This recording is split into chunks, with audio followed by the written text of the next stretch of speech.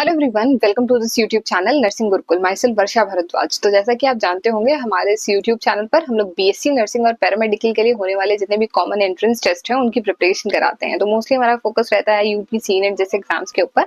अभी आपका वो तो हो चुका, उसके लिए हमारे इस चैनल पर बहुत सारी क्वेश्चन प्रैक्टिस सीरीज आई और टीचर्स ने बहुत सारे क्वेश्चन प्रेडिक्ट किए और आपको आपके एग्जाम में एक्जैक्टली वैसे क्वेश्चन देखने को भी मिले। तो अभी वही ध्यान में रखते हुए हम लोग जो आपका यूपी में पैरामेडिकल के लिए यूपी सीपीईटी होने वाला है और एम्स का जो पैरामेडिकल एग्जाम है एंट्रेंस टेस्ट के लिए, उसके लिए प्रिपरेशन करा रहे हैं। तो ये वो क्वेश्चंस हैं जो मोस्ट इंपॉर्टेंट हैं आपके एग्जाम के पॉइंट ऑफ व्यू से। बाकी आपको ऐसे ही क्वेश्चंस देखने को मिलेंगे एग्जाम में, तो आपको इन्हें बहुत ध्यान से पढ़ना है। लेकिन आपको एक चीज का बहुत ध्यान रखना है, जो भी टॉपिक्स हम यहाँ पे डिस्कस कर रहे हैं उनके अराउंड भी जो चीजें रहती हैं थोड़ी बहुत, उनको भी रिवाइज करना है। होपफुली बहुत सारे क्वेश्चंस डायरेक्टली यहाँ से उठकर आएंगे, जैसे कि अभी आपके सीनेट एग्जाम में भी पहले ऐसा ही हुआ था। जो मॉडल क्वेश्चन पेपर के क्वेश्चंस थे डायरेक्टली वहीं से क्वेश्चंस मिले थे। लेकिन कोई भी टीचर आपको 100% पेपर कैसा आने वाला है वो नहीं बता सकता है, क्योंकि अगर हम लोग वो प्रिडिक्ट भी कर भी दें तो फिर सारे बच्चे ही वो एग्जाम का पेपर देख के चले जाएंगे, तो फिर कंपटीशन कहाँ रह जाएगा। टीचर या कोई भी एक जो भी स्टूडेंट है वो जब भी पढ़ाई करता है तो हम लोग प्रोबेबिलिटी के बेसिस पे पढ़ते हैं, किन टॉपिक्स में से हमेशा से क्वेश्चंस आते रहे हैं, कहाँ से चांसेस हैं क्वेश्चंस आने के, उसके बेसिस पे हम लोग कुछ मोस्ट इंपॉर्टेंट क्वेश्चंस लाते हैं और वैसे ही क्वेश्चंस आपको आपके एग्जाम में मिलते भी हैं जाकर। तो ध्यान ये रखना है कि इस लेक्चर को एक रियलिस्टिक होप के साथ देखना है कि हाँ ऐसे क्वेश्चंस मिलेंगे तो हम उन्हें कैसे टैकल करेंगे। बाकी आपने सारा कोर्स पढ़ रखा होगा, अभी तक आपकी प्रिपरेशन अच्छी ही चल रही होगी।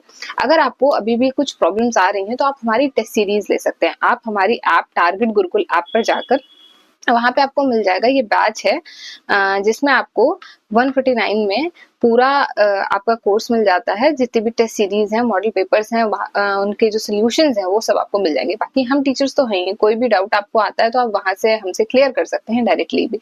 तो 149 प्राइस इस बैच का पैरामेडिकल एंट्रेंस एग्जाम के लिए रिलेटेड जो भी इंपॉर्टेंट क्वेश्चन है वो आपको इस टेस्ट सीरीज में मिल जाएंगे। बहुत सारे टेस्ट चल रहे हैं। बाकी जब आप ये टेस्ट सीरीज लेते हैं तो टीचर्स आपको व्हाट्सएप ग्रुप के थ्रू भी सपोर्ट करते हैं, आपको जो भी डाउट्स आते हैं वो भी क्लियर करते हैं। तो एग्जाम से अभी 10-15 दिन पहले बहुत इंपॉर्टेंट है। अगर आप यूपी में होने वाले पैरामेडिकल एंट्रेंस को टारगेट कर रहे हैं या फिर आप एम्स पैरामेडिकल के लिए प्रिपेयर कर रहे हैं तो आप ये टेस्ट सीरीज ले सकते हैं। बाकी बात करें आज के लेक्चर की, तो जो भी स्टूडेंट्स हैं वो किसी भी एग्जाम की तैयारी कर रहे हैं जो कि बीएससी नर्सिंग से रिलेटेड है, पैरामेडिकल से रिलेटेड है, जीएनएम कोर्स से रिलेटेड है, किसी भी स्टेट से हैं आप, तो आज का ये लेक्चर आपके लिए हेल्पफुल होने वाला है। तो इसी के साथ हम लोग अपना लेक्चर स्टार्ट करेंगे। So hello everyone, myself Varsha Bhardwaj. आज के वीडियो में बायोलॉजी के मोस्ट इंपॉर्टेंट 25 क्वेश्चंस डिस्कस करते हैं। तो हम लोग स्टार्ट करेंगे अपना लेक्चर। तो सबसे पहला क्वेश्चन गिवन है, which part of human brain regulates body temperature. तो ह्यूमन ब्रेन में बहुत सारे पार्ट्स गिवन है एनसीईआरटी में। अब हमसे पूछा क्या है यहाँ पर कि बॉडी टेम्परेचर को कौन रेगुलेट करता है, कौन सा पार्ट रेगुलेट करता है। तो ये तो बहुत ही इन्फॉर्मेशन बेस्ड क्वेश्चन है, डायरेक्टली आपका इसमें हाइपोथैलेमस हो जाएगा। लेकिन आपको बाकी की चीजों के भी फंक्शंस पता होने चाहिए। सेरेब्रम क्या है, जो ब्रेन का लार्जेस्ट पोर्शन है वो पूरा सेरेब्रम है। सेरेब्रम हमारी मेमोरी और इंटेलिजेंस में काम करता है। सेरेबेलम इक्विलिब्रियम यानी कि बॉडी पोस्चर को मेंटेन करने में हेल्प करता है। मेड्यूला ऑब्लंगेटा में जो भी हमारा कार्डियोवास्कुलर सिस्टम है उसका मेंटेनेंस होता है, मतलब जो हमारी हार्ट बीट है और जो हमारा रेस्पिरेटरी सिस्टम है उसका कंट्रोल रहता है मेड्यूला में। हाइपोथैलेमस का काम होता है जो अर्ज फॉर ड्रिंकिंग है, हंगर है और बॉडी टेम्परेचर है, इस सबको हाइपोथैलेमस कंट्रोल करता है। देखिए, अगर neural control and coordination chapter से कोई भी क्वेश्चन आता है तो वो ब्रेन के फंक्शन पे आ सकता है, ये इंपॉर्टेंट है। ठीक है, चलते हैं क्वेश्चन नंबर 2 पे। तो फर्स्ट का आंसर क्या है, डी है। क्वेश्चन नंबर 2 हमसे बोल रहा है, विच स्टेज ऑफ माइटोसिस, यहाँ पे मार्क करना है, माइटोसिस की बात हो रही है, is characterized by the alignment of chromosomes at the equator. तो क्रोमोसोम्स का अलाइनमेंट इक्वेटर पे कब होता है, हमसे ये पूछा गया। जब भी सेल डिवीजन होता है तो सबसे पहले क्या चार कौन से फेजेस हैं, सबसे पहले G1 है, फिर S है, फिर G2 है और फिर M फेज है। M फेज जो माइटोसिस में पढ़ते हैं तो उसमें 4 स्टेजेस होती हैं, PMAT, prophase, metaphase, anaphase, telophase. तो हर एक जितना भी स्टेज है उससे रिलेटेड कुछ कुछ कैरेक्टरिस्टिक फीचर्स हैं वो आपको याद होने चाहिए। हमसे यहाँ पे एक फीचर पूछा हुआ है कि क्रोमोसोम्स कब आते हैं इक्वेटर पे, तो मेटाफेज में आते हैं। तो हमको ऑप्शन नंबर बी में गिवन है मेटाफेज। हम लोगों को हर एक स्टेज के जो भी मेन कैरेक्टर है वो याद होने चाहिए। प्रोफेज में क्या होता है, न्यूक्लियर मेम्ब्रेन ब्रेक करना स्टार्ट कर देती है, कंडेंसेशन स्टार्ट हो जाता है क्रोमैटिन मटेरियल का। मेटाफेज में क्या होता है, अलाइन हो जाते हैं इक्वेटर पे, जो भी सेल होता है उस पे एक ये ऐसे करके सेल अगर है तो यहाँ पे इक्वेटर बनता है, यहाँ पे आपके क्रोमोसोम्स ऐसे करके अलाइन होना स्टार्ट कर देते हैं। तो जिससे क्या होगा, जब सेल का डिवीजन होगा प्रॉपर, तो जो कॉपी है वो इक्वली जा पाएगी दोनों डॉटर सेल्स में। तो ये वहां का हो गया रीजन। बाकी एनाफेज में क्या होता है, जो मोस्ट इंपॉर्टेंट है, अगर ये आप लोग इसमें माइटोसिस में देख रहे हैं तो एनाफेज में स्प्लिटिंग ऑफ सेंट्रोमियर होता है। बाकी मियोसिस में तो एनाफेज 1 और एनाफेज 2 आ जाएगा। तो उसमें एक में तो स्प्लिटिंग ऑफ सेंट्रोमियर हो जाएगा जो सेकंड वाला है, लेकिन एनाफेज फर्स्ट में स्प्लिटिंग नहीं होती सेंट्रोमियर की। तो ये one of the most important points है। स्प्लिटिंग ऑफ सेंट्रोमियर आ सकता है एग्जाम में, तो ध्यान रखना है कब होता है, एनाफेज में होता है। और अगर मियोसिस में पूछ रहा है तो एनाफेज 2 में होता है। टीलोफेज में क्या होता है, टीलोफेज में तो फिर सेल वॉल फॉर्मेशन होने लगती है, जो क्रोमेटिन मटेरियल है वो फिर से कंडेंस होने लगता है, कंडेंस से डीकंडेंस होने लगता है। ये नॉर्मल स्टेट में सेल अपने जाने लगता है। तो क्वेश्चन नंबर 2 का आंसर था बी। बाकी अब हम लोग आ गए हैं क्वेश्चन नंबर 3 पे। क्वेश्चन नंबर 3 में हमसे बोला है न्यूमैटोफोर्स आर फाउंड इन। तो आई होप अभी तक ऐसे जो थोड़े बहुत कॉन्सेप्चुअल क्वेश्चंस हैं वो आपके क्लियर हो गए होंगे। बाकी अगर आपसे कोई पूछ रहा है न्यूमैटोफोर, तो बाय वर्ड भी आपको समझ में आना चाहिए। न्यूमा मीन्स होता है एयर। तो ऐसा न्यूमैटोफोर्स, पहले तो ये रूट से रिलेटेड है। आपको ऑप्शंस में गिवन है जीरोफाइट्स, एपीफाइट्स, हाइड्रोफाइट्स और मैनग्रूव्स। तो जीरोफाइट, जहां पे भी जीरो वर्ड आता है, जेरिक वर्ड आता है, इसका मतलब होता है वो ड्राई कंडीशन से रिलेटेड है, रेगिस्तान से रिलेटेड है, डेजर्ट वाले एरिया से रिलेटेड है। कहीं पे भी एपीफाइट्स आ रहे हैं, एपीफाइट्स अगर आपने पढ़ा है तो जब मैंगो और ऑर्किड पढ़ते हैं, तो जो मैंगो ट्री है, आम के पेड़ पर किसी भी ब्रांच पर ऑर्किड जब ग्रो कर रहा होता है तो उसमें एपिफाइट्स बोलते हैं। हाइड्रोफाइट्स, हाइड्रो वर्ड आ रहा है यानी वाटर से रिलेटेड है, लेकिन हमसे क्या पूछा है, न्यूमैटोफोर्स यानी एयर से रिलेटेड, तो मैनग्रूव्स में होता है। मैनग्रूव्स के जो जंगल हैं वहां पर मैनग्रूव्स में कैसा एक एरिया है, दलदली एरिया, इसको बोलते हैं मार्शी एरिया। तो कुछ वर्ड्स भी आपको ध्यान रखने हैं, जैसे कि मार्शी एरिया। तो मार्शी एरिया होगा तो दलदल वाले एरिया में क्या होगा, जो पेड़ होंगे, रूट्स होंगे, उन तक ऑक्सीजन नहीं होगी, तो ऑक्सीजन की कमी है। तो रूट्स क्या करती हैं, रूट्स राइज कर जाती हैं अबव द ग्राउंड। ग्राउंड से ऊपर ऐसी रूट्स जो एयर के लिए राइज करी हैं, ऑक्सीजन के लिए राइज करी हैं, उन्हीं को बोलते हैं न्यूमैटोफोर्स। और वो मिलती कहाँ पे है, मैनग्रूव्स में मिलती हैं। तो जहाँ पे भी ऑक्सीजन डिफिशियंसी होगी वहां पे ऐसी रूट्स मिलेंगी। तो कहाँ पे है, मैनग्रूव्स है और न्यूमैटोफोर्स है। ये क्वेश्चन इंपॉर्टेंट है, ये नीट एग्जाम में भी काफी बार आ चुका है, सीनेट एग्जाम में भी इंपॉर्टेंट था और अभी पैरामेडिकल के लिए भी इंपॉर्टेंट है। चलते हैं क्वेश्चन नंबर 4 पे। What type of joint is found between atlas and axis? Locomotion and movement chapter है, उसमें जॉइंट्स गिवन है, तो वो इजी भी है पॉइंट, और वहां से क्वेश्चन आ सकते हैं बहुत सारे। तो आपको सारे जितने भी जॉइंट्स गिवन है वो फिंगर टिप्स पे होने चाहिए। अगर हम लोग मेन रिवाइज करें तो फाइब्रस जॉइंट्स कहाँ होते हैं, हमारे क्रेनियम में, क्योंकि वो बिल्कुल भी मूवेबल नहीं होते हैं। फिर उसके बाद में कार्टिलेजिनस जॉइंट्स हैं, वो थोड़े बहुत मूवमेंट पॉसिबल है, और साइनोवियल जॉइंट्स जिनकी वजह से हम लोग मूव कर पाते हैं। तो साइनोवियल जॉइंट्स में ही 4 ऑप्शन गिवन है, hinge joint, pivot joint, ball and socket joint, gliding joint. हमसे मेनली कहाँ पूछा है, एटलस एंड एक्सिस वर्टिब्रे में पूछा है। एटलस फर्स्ट वर्टिब्रे और एक्सिस सेकंड वर्टिब्रे। तो देखिए हिंज जॉइंट कौन सा होता है, ये जो हमारी एल्बो का मोशन है ना ऐसा, और आपने दरवाजे में भी देखा होगा तो दरवाजे का जो मोशन होता है वो वहां पे हिंज पॉइंट बोलते हैं। तो वो हिंज जॉइंट हमें कहाँ पे देखने को मिलता है, हमारी एल्बो में मिलता है, और जो हमारी नी है वहां पे मिलता है। तो ये तो ऑप्शन है। फिर पाइवट जॉइंट कहाँ पे देखने को मिलता है, तो पाइवट जॉइंट हमारा है यही एटलस और एक्सिस में, जब एक ही एक्सिस के अराउंड रोटेशन हो। जो हमारी वर्टिब्रे है वो कैसे, ऐसे, अगर इसको एटलस बोले और इसको एक्सिस बोले तो हम लोग ऐसे ऐसे जो मूव कर रहे हैं तो एक एक्सिस के अलॉन्ग ही तो मूवमेंट हो रहा है, तो इसको हम लोग बोलते हैं पाइवट जॉइंट। तो इसका फोर्थ का तो ऑप्शन नंबर बी हो गया। अभी बॉल एंड सॉकेट जॉइंट कहाँ मिलता है, हमारे या तो शोल्डर में मिलता है या तो हिप में मिलता है, जिसमें एक सर्कुलर मोशन भी पॉसिबल है, मतलब एक रोटेशनल मोशन भी पॉसिबल है। तो वहां पे बॉल एंड सॉकेट जॉइंट होता है। फिर ग्लाइडिंग जॉइंट हमारी रिस्ट में प्रेजेंट है, तो ग्लाइडिंग जॉइंट याद रखना है, रिस्ट में होता है, मेटाकार्पल्स के बीच में होता है। और एक बचता है सैडल जॉइंट, तो ये याद रखना है, थंब में होता है सैडल जॉइंट, ऐसे मूव करता है ना थंब, तो इसमें सैडल जॉइंट है। तो ये सारे आपको विद एग्जाम्पल याद रखने हैं, क्योंकि एग्जाम में डायरेक्टली ऐसे ही क्वेश्चन आएगा कि थंब में कौन सा मिलता है आपको जॉइंट, तो थंब में सैडल जॉइंट मिलता है। आपको रिस्ट की मेटाकार्पल्स में कौन सा मिलता है, तो याद रखना है ग्लाइडिंग जॉइंट है। फिर बॉल एंड सॉकेट जॉइंट कहाँ पे, शोल्डर में और हिप में प्रेजेंट है। हिंज जॉइंट कहाँ पे, नी में है और एल्बो में है। तो ये बहुत अच्छे से याद होना चाहिए, इंपॉर्टेंट टॉपिक है, एग्जाम से पहले एक बार रिवाइज करके जाना है, ठीक है। आते हैं क्वेश्चन नंबर 5 पे। तो क्वेश्चन नंबर 5 में हमसे बोला है which of the following is not the function. सबसे पहले नॉट वर्क को मार्क कर लेना है, not the function of liver. Liver का फंक्शन क्या क्या नहीं होता है, तो हम लोग 1 बाय 1 पढ़ते हैं। बाइल सिक्रीशन होता है, डिटॉक्सिफिकेशन होता है, यूरिया फॉर्मेशन भी होता है, प्रोडक्शन ऑफ इंसुलिन नहीं, प्रोडक्शन ऑफ इंसुलिन पैनक्रियाज का फंक्शन है, इंसुलिन हार्मोन पैनक्रियाज बनाती है। तो ये तो फंक्शन के बेसिस पे भी याद रखना, ये आपका डाइजेशन वाले चैप्टर से है। बाकी आप अगर आपने हार्मोनल जो चैप्टर है हार्मोनल बैलेंस वाला हार्मोन्स का है, उसमें भी अगर पढ़ा है केमिकल कंट्रोल एंड कोऑर्डिनेशन में, तो भी आपको पता होगा कि प्रोडक्शन ऑफ इंसुलिन कौन करता है, पैनक्रियाज करती है। तो इसको हम नोट भी कर लेंगे। जो हार्मोन्स वाला चैप्टर है उससे बहुत इंपॉर्टेंट है आपको सोर्स ऑफ हार्मोन बताओ, कौन सा हार्मोन प्रोड्यूस हो रहा है, ये सब। और जो डाइजेशन वाला चैप्टर है अगर वहां से क्वेश्चन आते हैं तो वो आपका बाइल पे क्वेश्चन बहुत इंपॉर्टेंट है, और बाकी एंजाइम्स के ऊपर क्वेश्चन बहुत इंपॉर्टेंट होता है। अब चलते हैं क्वेश्चन नंबर 6 पे।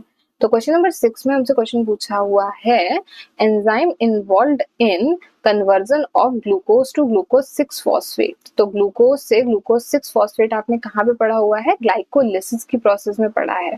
ठीक है, तो ये कौन सा एंजाइम करता है, हेक्सोकाइनेज करता है। ये याद रखना है, इंपॉर्टेंट क्वेश्चन है। जब भी फॉस्फेट का एडिशन हो रहा है तो वहां पे आपको हेक्सोकाइनेज एंजाइम मिलेगा ही मिलेगा, तो ये याद रखना है। बाकी आइसोमरेज एंजाइम कहाँ पे होता है, जहाँ आइसोमरेज में इन्वॉल्व है, यानी कोई स्ट्रक्चरल चेंज आ रहा हो। लाइगेज तो डीएनए से रिलेटेड है, पॉलीन्यूक्लियोटाइड्स को ज्वाइन करता है, डीएनए की स्ट्रैंड्स को ज्वाइन कर देता है। डीहाइड्रोजनेज वाटर का रिमूवल करेगा, डीहाइड्रो यानी पानी को निकालना। आई होप ये क्वेश्चन क्लियर होगा। चलते हैं क्वेश्चन नंबर 7 पे। जेनेटिक मटेरियल और बैक्टीरियोफेज। बैक्टीरियोफेज क्या होते हैं, बैक्टीरियोफेज वो वायरस हैं जो बैक्टीरिया के ऊपर अटैक करते हैं। Virus affecting or virus infecting bacterias are bacteriophage. तो इनका जेनेटिक मटेरियल यहाँ इनक्लोज्ड होता है, इनक्लोज्ड विदिन। तो वायरस के पास हम लोगों की तरह सेल्यूलर कंपोनेंट तो होता नहीं, उनके पास एक सेल्यूलर स्ट्रक्चर नहीं है कि उनके पास न्यूक्लियस हो या कोई ऑर्गेनल हो, ऐसा तो है नहीं। तो वायरस में क्या होता है, एक तो कैप्सिड होता है और एक जेनेटिक मटेरियल होता है। कैप्सिड क्या है, प्रोटीन कोट है। उस बेसिक से प्रोटीन कोट में अगर ये इनका ऐसे करके प्रोटीन कोट प्रेजेंट है, इसका एक हेक्सागन टाइप से आपके एनसीईआरटी में गिवन है। बैक्टीरियोफेज मीजल्स एंड स्टॉल के एक्सपेरिमेंट में बने हुए हैं, तो वहां पे अगर आपने ध्यान दिया हो तो ऐसे करके एक बना हुआ है प्रोटीन कोड जिसको कैप्सिड बोलते हैं, और अंदर ऐसे करके इसका जेनेटिक मटेरियल फिक्स रहता है। तो अगर आपसे पूछा गया है कि जेनेटिक मटेरियल कहाँ इनक्लोज्ड है, तो आप कहाँ पे बताएंगे, कैप्सिड के प्रोटीन कोट में। तो आपको यहाँ पे ऑप्शन नंबर बी गिवन है, कैप्सिड। कैप्सिड के बारे में क्या याद रखना है, प्रोटीन कोट होता है वायरस का। वायरस में दो ही चीजें हैं, जो उनका पूरा एक स्ट्रक्चर है वो काहे का बना हुआ है, कैप्सिड का है, अंदर उसमें जेनेटिक मटेरियल है। बाकी वायरस का जो प्रोटीन कोट है उसका कैप्सिड की कुछ यूनिट्स भी होती हैं, जैसे टीएमवी वायरस में गिवन है उसको बोलते हैं कैप्सोमियर्स। तो ये याद रखने का पॉइंट था। चलते हैं क्वेश्चन नंबर 8 पे। Which disease is caused due to deficiency of vasopressin. तो वासोप्रेसिन क्या है, एडीएच एंटी डायूरेटिक हार्मोन। तो ये एक मोस्ट इंपॉर्टेंट क्वेश्चन है, क्यों, क्योंकि ये डायबिटीज से रिलेटेड है। एनसीईआरटी में दो टाइप की डायबिटीज गिवन है, एक डायबिटीज मेलाइटस, एक डायबिटीज इंसिपिडस। तो डायबिटीज मेलाइटस के बारे में अगर आप जानते हो, मेलाइटस का मतलब होता है हनी। तो जब बॉडी में ब्लड में शुगर का कंटेंट बढ़ जाता है, इसका मतलब इंसुलिन बॉडी में कम है। इंसुलिन होता तो ब्लड से वो शुगर निकाल के सेल में भेज दी जाती, लेकिन है भी वो ब्लड में ही। यानी मेलाइटस से आपको याद रखना है हनी, और हनी मतलब ब्लड शुगर। तो ब्लड शुगर ज्यादा हो जाती है इंसुलिन की कमी में। तो डायबिटीज मेलाइटस किससे रिलेटेड है, ये बहुत इंपॉर्टेंट क्वेश्चन है, एग्जाम में आएगा तो कंफ्यूजन होगा, इंसुलिन से रिलेटेड है। और जो डायबिटीज इंसिपिडस है, जिसमें बॉडी में वासोप्रेसिन नहीं होता है या फिर anti diuretic hormone ADH, ADH की कमी होती है, तो जो वाटर रीअब्जॉर्प्शन है वो नहीं हो पाता है किडनीज के थ्रू, और यूरिन फॉर्मेशन बढ़ जाता है। तो बार बार ऐसे पेशेंट को यूरिनेशन के लिए जाना पड़ता है, तो उसको बोलते हैं डायबिटीज इंसिपिडस। तो हमसे यही पूछा था, डेफिशिएंसी ऑफ वासोप्रेसिन है, तो आपको याद रखना है एडीएच एंटी डायूरेटिक हार्मोन की वजह से डायबिटीज इंसिपिडस होती है। अभी गिवन है कशिंग सिंड्रोम, तो ये होता है कॉर्टिसोल की वजह से, जो कि स्ट्रेस हार्मोन है। तो नेक पे हम्प जैसा बन जाता है, स्वेलिंग रहने लगती है, ये कशिंग सिंड्रोम है। बहुत ज्यादा नहीं गिवन इसके बारे में एनसीईआरटी में भी। बाकी केमिकल कंट्रोल एंड कोऑर्डिनेशन का क्वेश्चन है। एडिसन्स डिसीज एक ऑटो इम्यून डिसऑर्डर है, और ये हो जाता है एड्रिनल ग्लैंड में मैलफंक्शनिंग की वजह से। तो अब चलते हैं क्वेश्चन नंबर 9 पे। तो क्वेश्चन नंबर 9 में हमसे बोला है, during photophosphorylation process of electron transport occurs in. तो इलेक्ट्रॉन ट्रांसपोर्ट की प्रोसेस फोटोफॉस्फोराइलेशन के टाइम पे कहाँ हो रही है, तो देखिए फोटो का मतलब है लाइट। तो जब लाइट की प्रेजेंस में फॉस्फोराइलेशन हो रही है तब इलेक्ट्रॉन ट्रांसपोर्ट होता है थाइलाकॉइड मेम्ब्रेन के थ्रू।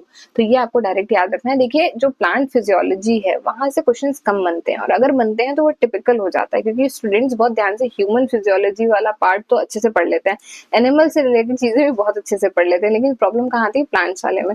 तो हमें याद रखना है जहाँ पर ये फोटोफॉस्फोराइलेशन आएगा और इलेक्ट्रॉन ट्रांसपोर्ट हमसे पूछा जाएगा तो थाइलेकोइड मेम्ब्रेन। तो अब चलते हैं क्वेश्चन नंबर 10 पे। तो क्वेश्चन नंबर 10 में हमसे बोला है in mammals testis are located outside the body in scrotum because. तो ये बहुत सिंपल सा क्वेश्चन है और एग्जाम में आ गया तो भी बहुत सिंपल रहेगा कि टेस्टिस की लोकेशन पे क्वेश्चन पूछा जाता है स्क्रोटम आउटसाइड द बॉडी क्यों है, क्योंकि बॉडी से 2 से 3 डिग्री सेल्सियस टेम्परेचर कम चाहिए होता है स्पर्म प्रोडक्शन के लिए, टेस्टिस की वर्क करने के लिए।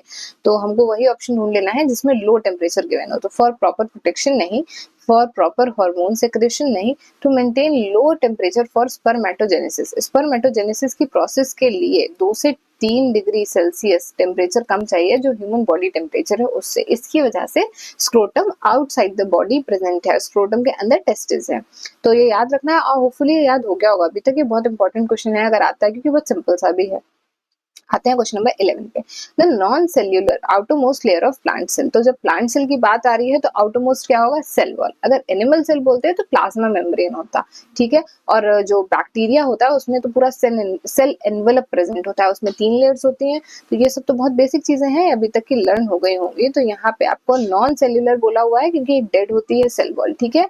तो जो आउटरमोस्ट लेयर है प्लांट सेल की उसमें सेल वॉल प्रेजेंट है, याद रखना है, ठीक है। क्वेश्चन नंबर 12 पे आते हैं। What is the function of myelin sheath in neurons. तो माइलिन शीथ कहाँ पे है, न्यूरॉन्स में प्रेजेंट है। न्यूरॉन का स्ट्रक्चर देखा होगा, उसमें बाहर एक मेम्ब्रेन के बाहर में प्रेजेंट होती है कवरिंग। तो वो किस में हेल्प करती है, वो हेल्प करती है सॉल्टेटरी कंडक्शन में। सॉल्टेटरी कंडक्शन जो नॉर्मल कंडक्शन है, सॉल्टेटरी कंडक्शन नॉर्मल कंडक्शन से फास्टर होता है। तो स्पीड ऑफ नर्व कंडक्शन, जो नर्व इम्पल्स का कंडक्शन है उसको बढ़ाने के लिए माइलिन शीथ हेल्प करती है, न्यूरॉन्स के अराउंड जो रहती है। तो हमको यहाँ पे ढूंढना है कौन सा ऑप्शन सही है यहाँ पे। तो हार्मोन सेक्रेशन में हेल्प करती है, नहीं। Increase speed of nerve impulse, ये सही है। प्रोटीन सिंथेसिस और ब्लड फिल्ट्रेशन से इसका कोई लेना देना नहीं है। तो माइलिन शीथ नर्व इम्पल्स के जो कंडक्शन हो रहा है उसकी स्पीड को बढ़ाती है। और अगर स्पेसिफिकली एक वर्ड याद रखना हो तो आप याद रख सकते हैं सॉल्टेटरी कंडक्शन में हेल्प करती है स्पीड बढ़ा के, ठीक है। क्वेश्चन नंबर 13 में हमसे बोला है which of the following is an STD, sexually transmitted disease, ठीक है। तो सेक्सुअली ट्रांसमिटेड डिजीज एनसीईआरटी में काफी सारी गिवन है, पहले तो रिप्रोडक्टिव हेल्थ में भी गिवन है और बाकी ह्यूमन हेल्थ एंड डिसीजेस में भी थोड़ा सा इसके बारे में बताया हुआ है। तो ट्यूबरक्लोसिस बैक्टीरियल है, मलेरिया प्रोटोजोअल है, गोनोरिया ये भी बैक्टीरियल है और टाइफॉइड ये कौन कैसी है, ये भी बैक्टीरियल है। तो ये आपको पता होना चाहिए कि इनके कॉजेटिव एंजाइम कैसे हैं। एनीवेज हमसे क्वेश्चन में पूछा गया एसटीडी के बारे में, तो एसटीडी इसमें से गिवन जो है वो है गोनोरिया। तो जो एसटीडीज में आपको एग्जांपल्स हैं उनमें आपको एक गोनोरिया, एक साइफिलिस, एक एड्स एचआईवी वाला और एक आपको याद रखना है हेपेटाइटिस बी। ये सारे बहुत इंपॉर्टेंट हैं, इनसे रिलेटेड क्वेश्चन आ सकता है। और जब हम लोग रिप्रोडक्टिव हेल्थ पढ़ते हैं तो वहां पे एक क्वेश्चन बनता है कि इनमें से कौन सी एसटीडी नहीं है, तो वहां पे मोस्टली आपको टाइफॉइड या ट्यूबरक्लोसिस गिवन रहता है। इनके पॉजिटिव एंजाइम्स पता होने चाहिए, जैसे कि अगर आपसे मलेरिया का पूछता है तो आप प्लाज्मोडियम वाइवेक्स है। अगर आपसे गोनोरिया पूछ रहा है तो निजेरिया गोनोरिया है। अगर आपसे टाइफॉइड पूछ रहा है तो साल्मोनेला टाइफी है। ट्यूबरक्लोसिस पूछ रहा है तो उसका भी पॉजिटिव, हर एक का अपना अपना पॉजिटिव एंजाइम है और वो बैक्टीरिया है, पैरासाइट है, वो सारा आपको याद होना चाहिए। एग्जाम में ये आ सकता है, आएगा तो किसी एक का ही, लेकिन पता सारे होने चाहिए क्योंकि हमें ये नहीं पता होता ना कि मोस्टली कौन सा आ जाएगा। तो अगर यहाँ पे इम्पोर्टेंट देखें तो गोनोरिया का इम्पोर्टेंट है, निजेरिया गोनोरिया आ सकता है। मलेरिया का इम्पोर्टेंट है क्योंकि इसके ऊपर पूरा डिटेल में एनसीईआरटी में गिवन है, तो वो आपको याद रखना है प्लाज्मोडियम वाइवेक्स का। अब बाकी एड्स से रिलेटेड आएगा तो एचआईवी कर ही देंगे टिक वहां पर, ठीक है। चलते हैं क्वेश्चन नंबर 14 पे। डबल सर्कुलेशन का क्या मतलब होता है। डबल सर्कुलेशन ह्यूमंस में मिलती है, मैमल्स में मिलती है। तो इसका क्या बेनिफिट है, डबल दो यानी कि 2 तरीके का बॉडी में 2 तरफ सर्कुलेशन चल रहा है, एक हार्ट से लंग्स की ओर चल रहा है, एक हार्ट से बॉडी की ओर चल रहा है। तो 2 टाइप का सर्कुलेशन यहाँ पे जो इन्वॉल्व होता है उसका नाम लिख लेंगे हम लोग।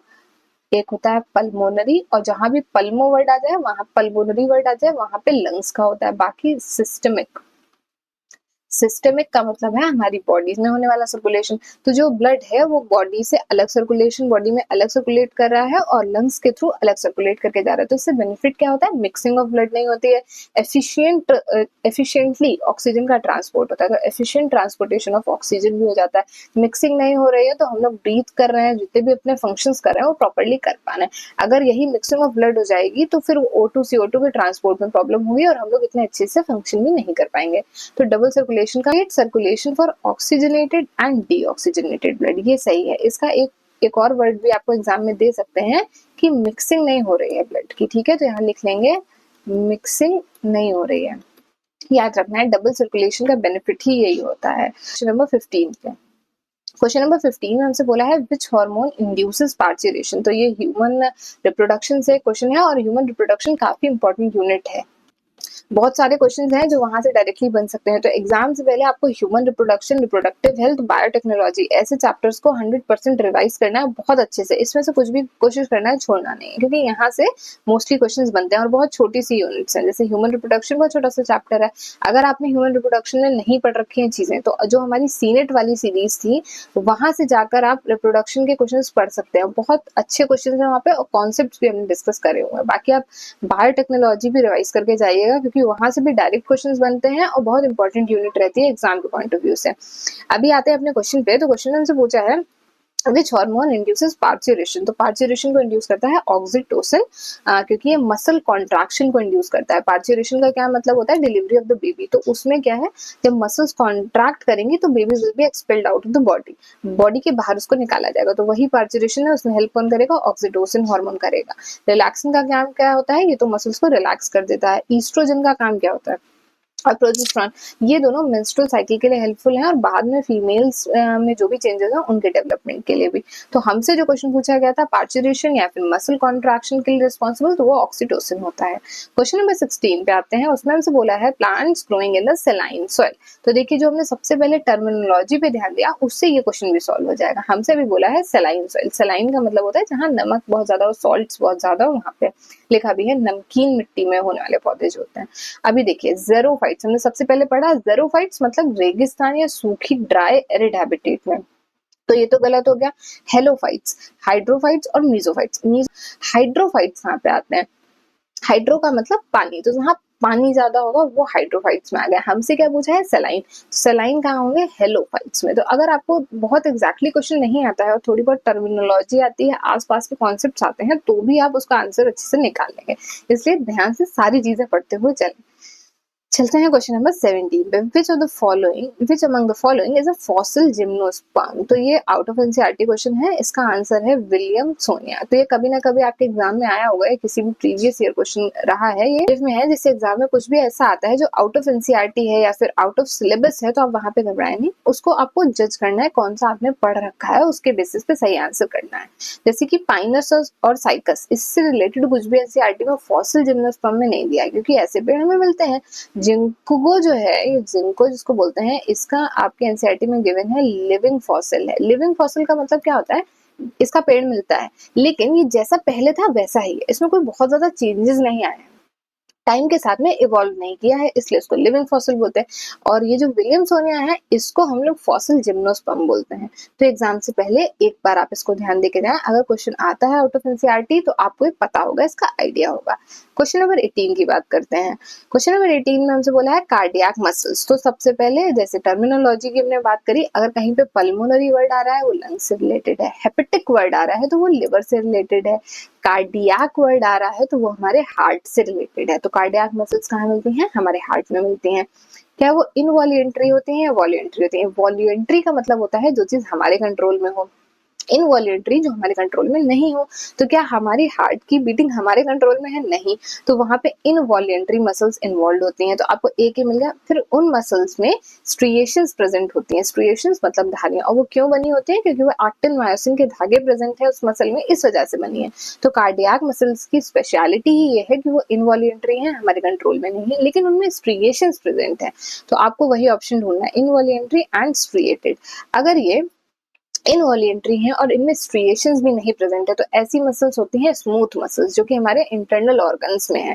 जैसे कि जो भी हमारा एलिमेंट्री कैनाल है उसमें कुछ भी मसल्स हैं तो हम उन्हें कंट्रोल नहीं कर पा रहे हैं और उनमें स्ट्रिएशंस भी नहीं प्रेजेंट है।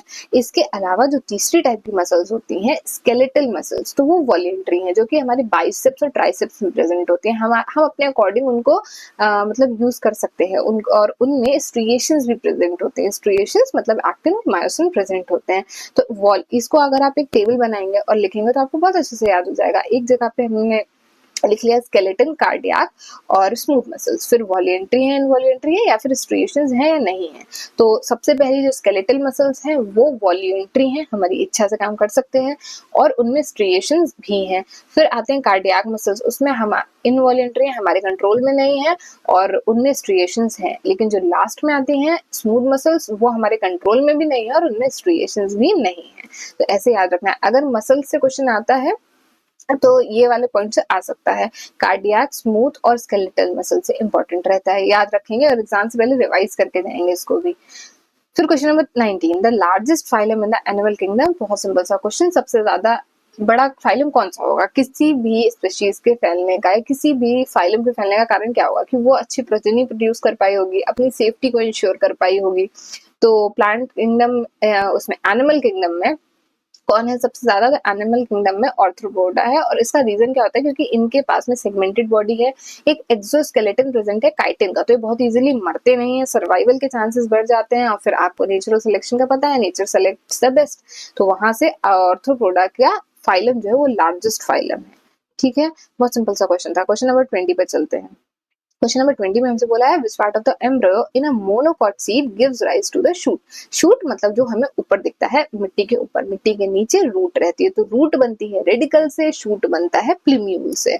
सिंपल सा क्वेश्चन है, रूट रेडिकल याद रखेंगे, शूट के लिए प्लूम्यूल याद रखेंगे। ठीक है, कोरियोराइजा जो होता है वो shield like covering of radical है। ठीक है, और ये आपको गिवन कहाँ पे है, ये section reproduction and flowering plants में लास्ट पेज पे ये सारी इन्फॉर्मेशन गिवन है। उस चैप्टर के एग्जाम्पल्स बहुत इंपॉर्टेंट है, बहुत सारी चीजों में बहुत सारे एग्जाम्पल्स गिवन है। क्लिस्ट्रोगेमस फ्लावर के जैसे हैं, चेस्मोगेमस फ्लावर्स के एग्जाम्पल हैं, पोलन वियाबिलिटी के एग्जाम्पल हैं, हाइड्रोफिली, एन्यूमोफिली के एग्जाम्पल्स, बहुत सारे एग्जाम्पल्स हैं। तो एक बार उस चैप्टर के एग्जाम्पल्स को रिवाइज करके जाना है। सिमिलरली मॉर्फोलॉजी के भी कुछ एग्जाम्पल्स होते हैं, उनको बहुत अच्छे से पढ़ के जाए, बहुत ज्यादा नहीं है, थोड़े से हैं, एक बार एग्जाम से पहले पढ़ के जाएंगे और एग्जाम में क्वेश्चन आएगा टैकल हो जाएगा। तो एक बार रिवाइज कर लें तो बेनिफिट होगा आपका। आते हैं क्वेश्चन नंबर 21 पे। बस हमारे कुछ लास्ट के 4-5 क्वेश्चंस बचे हैं, इनको भी रिवाइज कर लें। आपके एग्जाम में इन क्वेश्चंस के आने के चांसेस बहुत हाई हैं, तो आप होप कर सकते हैं इसके बाद आपकी एक तो तैयारी भी अच्छी हो जाएगी और उसका आपको थोड़ा कॉन्फिडेंस भी फील होगा, क्योंकि बहुत सारी चीजें तो आप यहाँ से पढ़ के भी रिवाइज कर ही रहे हैं साथ साथ में। अब हम लोग पढ़ते हैं क्वेश्चन नंबर 21। तो क्वेश्चन नंबर 21 में हमसे बोला है which of the following is the main excretory organ in earth forms. तो अर्थ फॉर्म में एक्सक्रीटरी ऑर्गन आपने कौन सा पढ़ा है, नेफ्रीडिया होती है। तो सबसे पहले इसको टिक कर लेंगे, फिर हम लोग बाकी के भी डिस्कस करेंगे। देखिए, अगर एक्सक्रीशन वाले चैप्टर से क्वेश्चन आता है तो वो रीअब्जॉर्प्शन पे क्वेश्चन आ सकता है। किडनी की बेसिक फंक्शनल यूनिट क्या है, नेफ्रॉन है। बाकी अलग अलग जितने भी ऑर्गेनिजम्स हैं उनमें क्या है एक्सक्रीटरी ऑर्गन, इस पे भी क्वेश्चन आ सकता है। अर्थवर्म का तो मोस्ट इंपॉर्टेंट है ही, नेफ्रीडिया है। बाकी मैल्फिगियन ट्यूब्यूल्स, क्योंकि ये आपको टिश्यू वाले चैप्टर में स्पेशली गिवन है, कॉकरोच से रिलेटेड डिटेल्स गिवन है, वहां पर गिवन है। तो मैल्फिगियन ट्यूब्यूल्स आपको कहाँ देखने को मिलती हैं, ये मिलती हैं कॉकरोच में।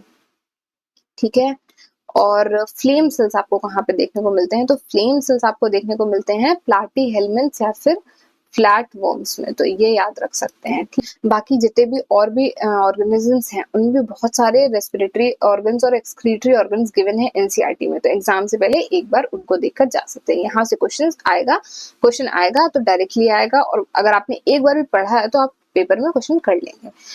ठीक है, अब चलते हैं क्वेश्चन नंबर 22 पे। इन सभी क्वेश्चंस को देख के कुछ क्वेश्चंस आपको बहुत इजी लग रहे होंगे और कुछ थोड़े से टफ लग रहे होंगे, लेकिन एक चीज का ध्यान रखना है, एग्जाम एक बहुत ही बेसिक लेवल का रहने वाला है। जो भी चीजें हम लोग बोलते हैं कि एक बार रिवाइज कर लीजिएगा बहुत अच्छा रहेगा, तो उसका मेन पर्पज यही होता है कि जब आपका एग्जाम हो तो आप वहाँ पे मैक्सिमम स्कोर अचीव कर पाए। अगर अभी आपकी प्रिपरेशन अच्छी है तो वो और अच्छी हो जाए और एक बहुत सेफ जोन में रहे, कोई भी डाउट ना रह जाए सिलेक्शन को लेकर, उसको ध्यान में रख के बोली जाती है। और फिर अभी आपके पास टाइम भी है एग्जाम से पहले, तो उन सब चीजों को रिवाइज करके पक्का कर लीजिए जो आपको ऑलरेडी आती है, जिससे सिलेक्शन पक्का हो जाए आपके एग्जाम में। अब देखते हैं क्वेश्चन नंबर 22।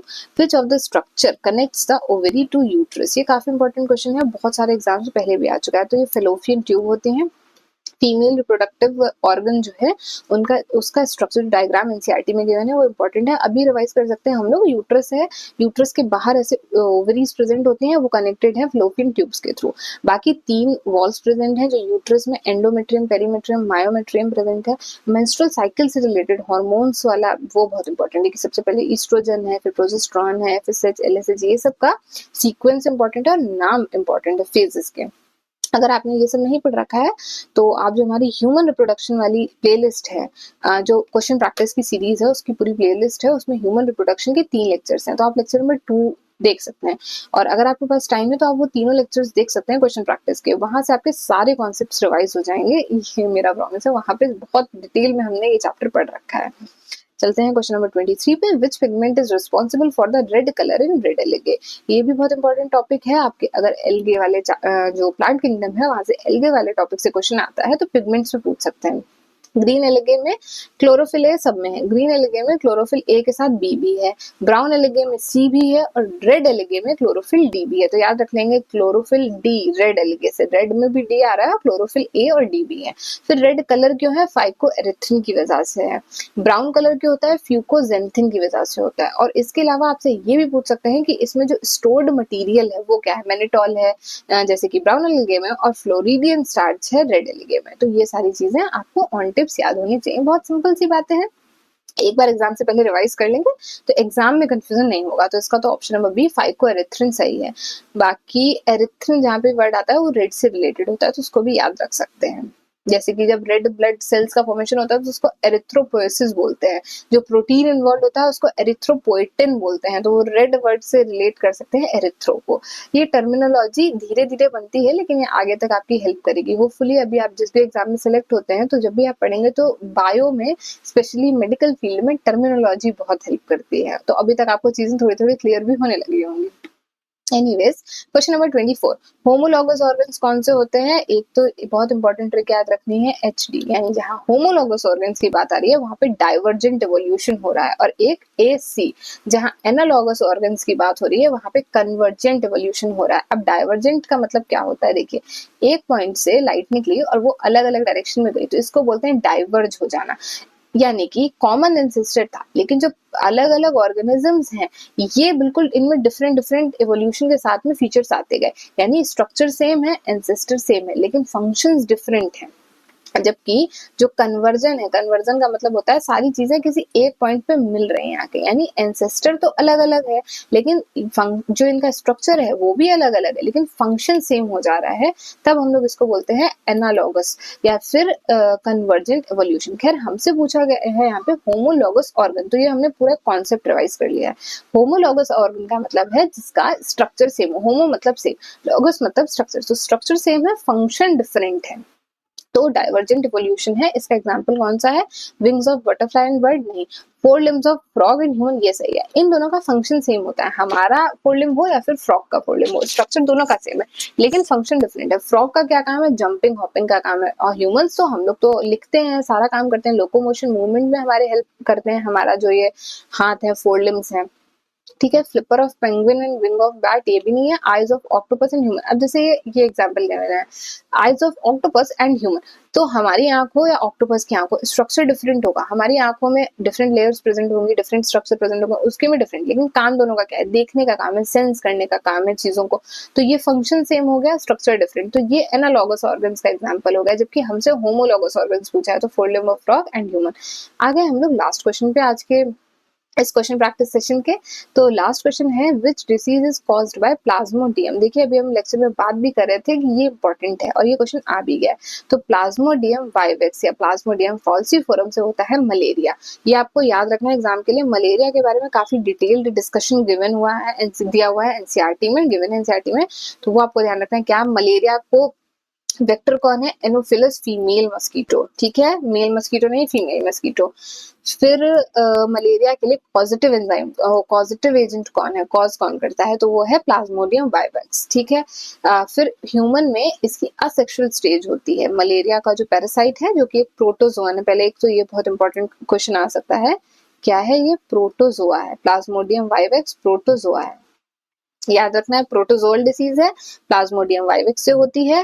कैरियर या फिर वेक्टर इसका कौन है? फीमेल मस्कीटो, एनाफिलस नाम है उसका। ह्यूमंस में असेक्सुअल स्टेज है और मस्कीटो में सेक्सुअल स्टेज है।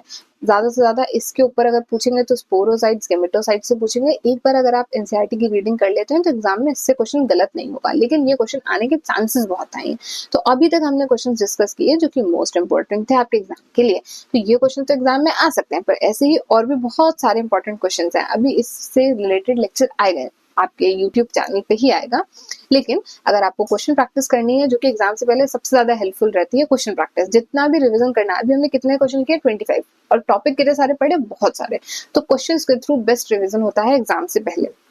तो अगर आपको रिवीजन करना है, अच्छे से एग्जाम के लिए तैयारी को पक्का करना है, तो आप हमारे बैच में जाकर, हमारी ऐप पर जाकर, इस बैच में जाकर ये टेस्ट सीरीज परचेज कर सकते हैं। आपको ये बैच कैसे ज्वाइन करना है, ये टेस्ट सीरीज कैसे ज्वाइन करनी है, तो आप हमारी इस वीडियो के डिस्क्रिप्शन में जाइए, वहां पर आपको लिंक मिल जाएगा, वो डायरेक्ट आपको उसमें वीडियो मिलेगी, कैसे ज्वाइन करना है वो भी पता चल जाएगा।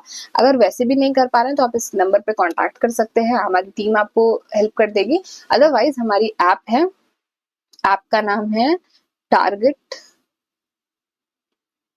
गुरुकुल ऐप।